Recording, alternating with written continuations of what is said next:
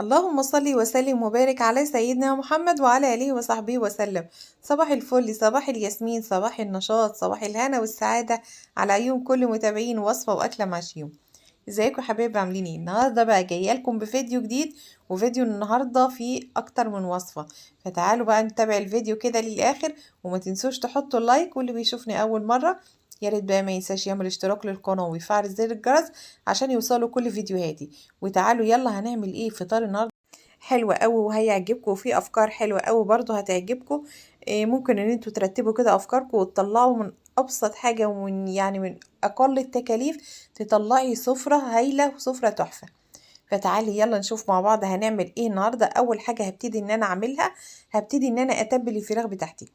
بالذات الحاجات اللي بتبقى عايزة تتبل دي تبليها قبلها بفترة، بحيث ان هي تشرب من التتبيلة بتاعتها. لان كل ما تشرب من التتبيلة كل ما تديكي نتيجة حلوة، وكل ما تديكي طعم حلو ولذيذ. تعالوا بقى نشوف هنعمل ايه. هنا عندي 3 بصلات كده كبار حلوين كده.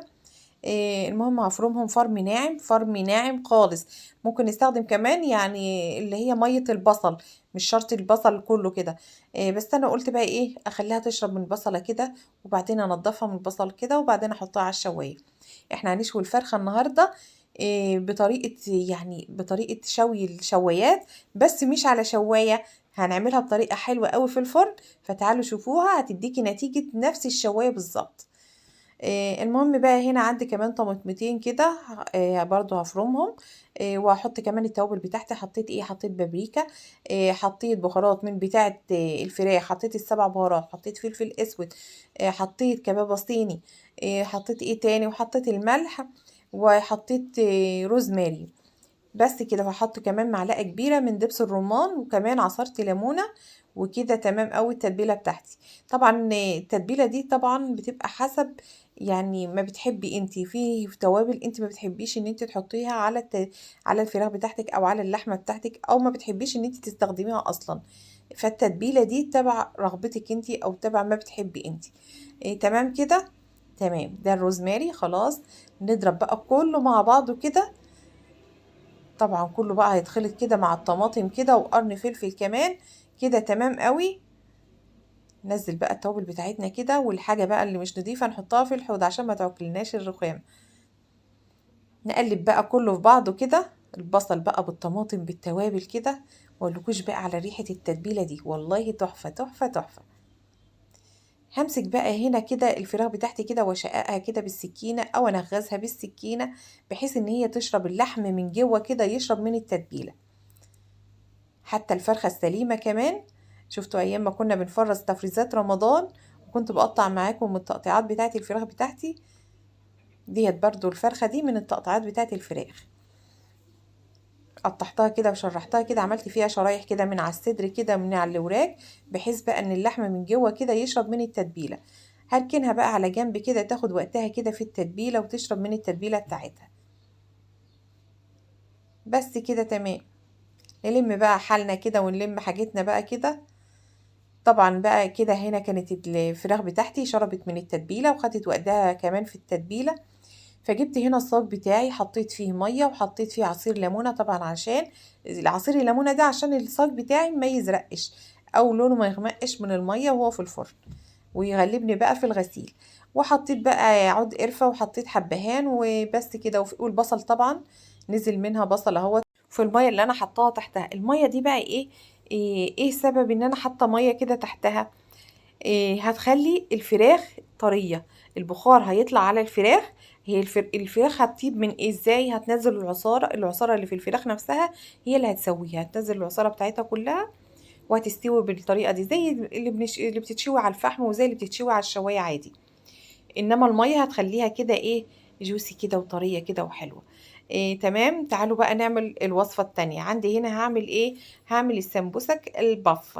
بصراحة من يوم ما عملتها وانا بحبها جدا، والولاد كمان بيحبوها، وسهلة. وعملتها معاكم قبل كده برضو في فيديو. بس كنت حشيها لحمة مفرومة. بس النهاردة بقى انا هحشيها حشوة موفرة شوية او اقتصادية. هنحشيها تعالوا اما نشوف هنحشيها مع بعض. بس ما تنسيش بقى تحط اللايك. حط اللايك يا قروبة انتوا هي. المهم بقى هنا هجيب طماطمايه كده واقطعها قطع صغيره زي ما انتوا شايفين، قطع صغيره خالص. هحشيها جبن. جبت الجبنه البيضه، وبعدين بعد ما جبت الجبنه البيضه قلت ايه، طب ما اجيب جبنه حادقه، اللي هي الجبنه القديمه اللي في الماشي. اظن دي بقى موجوده عندنا في كل البيوت. هقطع هنا الطماطم، وطبعا الحشو بصي، حشو اي حاجه، سمبوسك وقطايف، اي حاجه المتاح عندك والموجود عندك اعمليه، وكله بيطلع حلو زي الفل. المهم بقى ايه، حطيت الجبنه بتاعتي على الطماطم كده، وهجيب كمان شويه من الزعتر، افرك كده الزعتر كده عشان ريحه الزعتر كده تطلع في الجبنه مع الطماطم كده، بتبقى خلي طعمها ايه تحفه. هاجي هنا بقى طماطمية صغيرة كده، وبعدين هقطع عليها يعني ربع قرن فلفل كده، ونص قرن فلفل زي ما انت عايزة بقى. ممكن تحطي عليها زيتون كمان.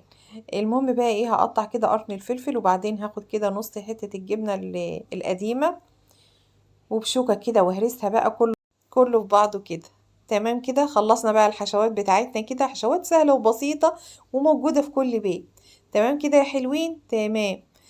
نركن بقى الحشوات بتاعتنا كده على جنب بقى، ونبدأ ايه ان احنا نحضر بقى ايه السمبوسك بتاعتنا، والعجينة بتاعت السمبوسك نفردها بقى. شوية دقيق كده، افردهم كده على الرخامة، وبعدين افرد بقى، احط بقى العجينة بتاعتي. طبعا انا سبت العجينة ترتاح، لو ما سبتهاش ترتاح مش هتتفرد معاكي بالسهولة دي. تمام، انا ماشية معاكم خطوة بخطوة اهوت. نفردها بقى كده، وعايزاه طبعا السمك بتاعها يكون رقيق. يعني بصوا، شفتوا الرقاق كده، يعني تخينة عن الرقاق سنة بسيطة. نفردها كده، وكل مدى كده نحط شوية دقيق تحتها كده، بحيث ان احنا اما نيجي نشيلها من على الرخامة ما تبقاش لازقة في الرخامة.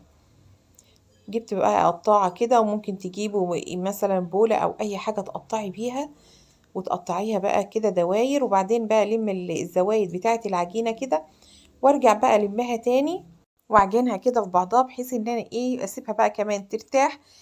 على ما اكون خلصت ايه حشوة اللي انا قطعته. حطيت بقى اول حاجة كده الجبنة البيضة بالطماطم والزعتر كده، ممكن تحطي بدل الزعتر نعناع، بيبقى حلو قوي برضو شغال. كل حاجة شغالة، بس حسب الرغبة وحسب بقى الناس، يعني اللي انت بتحبيه واللي انت ما بتحبهوش. خلصنا كده بقى حشوة الجبنة البيضة اهوت. نقفل بقى زي تقفيلة القطايف بالظبط. انا كنت مقفلاها قبل كده معاكم بالمكبس اللي هو بتاع القطايف، بس انا المره دي هقفلها معاكم بايديا عادي، لان مش كل الناس عندها المكبس. تقولي بقى يعني ايه، زي اللي بيقولوا بيحطوا العقده في المنشار كده، تقولي لا ده انا ما عنديش مكبس مش هعرف اعمل الطريقه دي. لا يا ستي، قفليها بايديك عادي زي تقفيله القطايف بالظبط.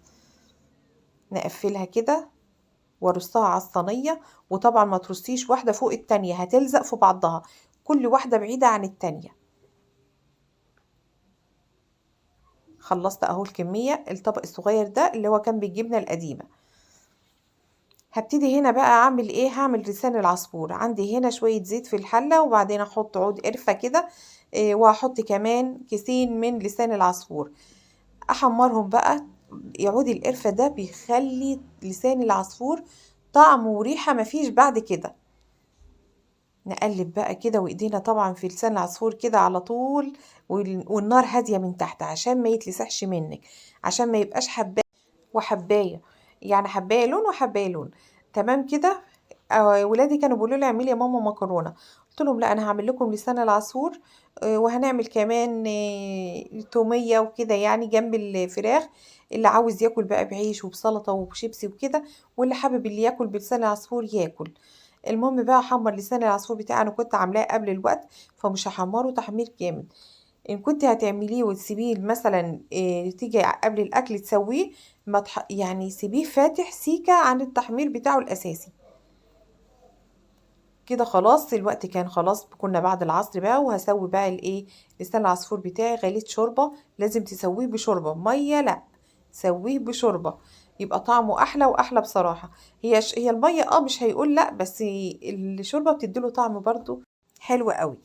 المهم بقى هنا الفراخ بتاعتي انا كنت طبعا حطاها في الفرن، وفديتها بقى تقليبه كده، عشان ايه اخلي اللحم بتاعها طري. اللي كان فوق انا اخليه تحت ناحيه الميه، البخار يطلع عليها يخلي اللحم بتاعها طري ما يبقاش ناشف. تمام كده.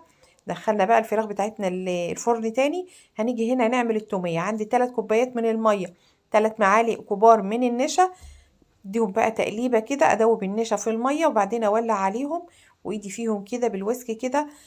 افضل اقلب كده لحد ايه ما القوام بتاعه يتقل معايا ويغلي وكده تمام قوي معايا كده، ويبقى كده هو خلاص. نطفي عليه بقى ونسيبه ايه، خلاص كده تمام. نسيبه ايه يبرد بقى خالص، وبعدين افضيه كده في الشفشق بتاع الخلاط، او ممكن تعمليه بالهاند بلندر عادي، بس انا حبيت ان انا اعمله في الشفشق كده واضرب كله في بعضه كده واريح دماغي.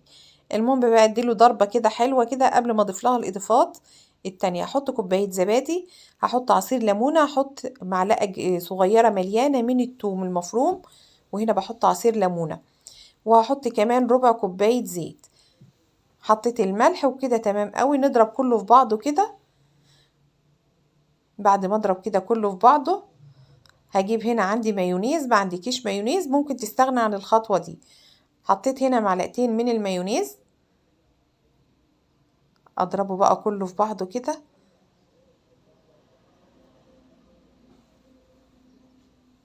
فحسيت بقى ان هو عاوز شوية زيت كده، فقلت ازود شوية زيت كمان.